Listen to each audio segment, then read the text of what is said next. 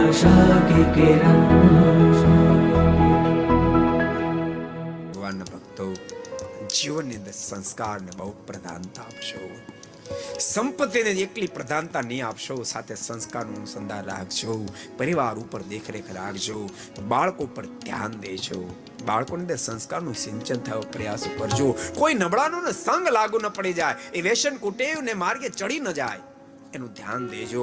અને બાળકના ઉછેરમાં ખૂબ પ્રેમ એને આપજો, ખૂબ પ્રેમ આપજો.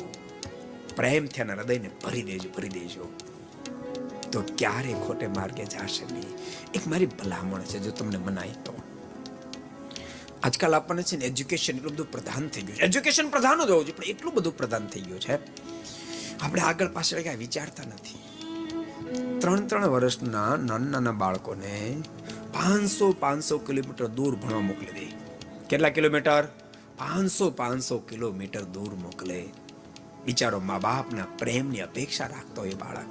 500 કિલો. કોઈ એને કહે ભલામણ આટલા નાના છોકરા એટલું બધું દૂર ભણવા મોકલી દીધો, તો ત્યાં ફર્સ્ટ ક્લાસ હોસ્ટેલ છે, વર્ષે 5 લાખ તો ફી ભરીએ છીએ. આ જમવા આપે, આ જમવા આપે, આ જમવા આપે, આ જમવા આપે, હજારો પ્રકારની ચીજો જમવા આપશે, પણ બાપ એ માનો પ્રેમ નહીં આપી શકે. એ માનો પ્રેમ નહીં આપી શકે.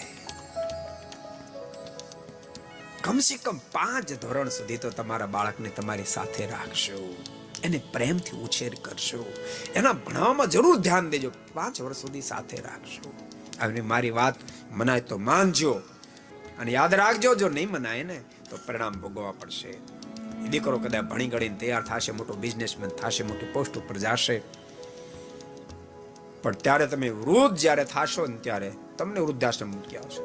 અને કોઈ એમ કહે છે ભલામણ તારા બાપાને વૃદ્ધાશ્રમમાં મૂકી આવ્યો, તો એમ કહે છે પણ તમે એક ફેર જોવા તો જાઓ, 5 સ્ટાર હોટેલ જેવો વૃદ્ધાશ્રમ છે, દર મહિને અહીંથી ચેક 20,000 નું મોકલું છું, મોજ કરજો વૃદ્ધાશ્રમ.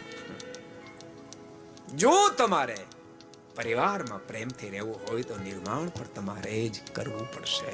वीडियो आपको पसंद आया हो तो लाइक करें और शेयर करना मत भूलिए. सब्सक्राइब करें सरदार कथा चैनल को और बेल आइकॉन पर क्लिक करना मत भूलिए लेटेस्ट वीडियो सबसे पहले पाने के लिए.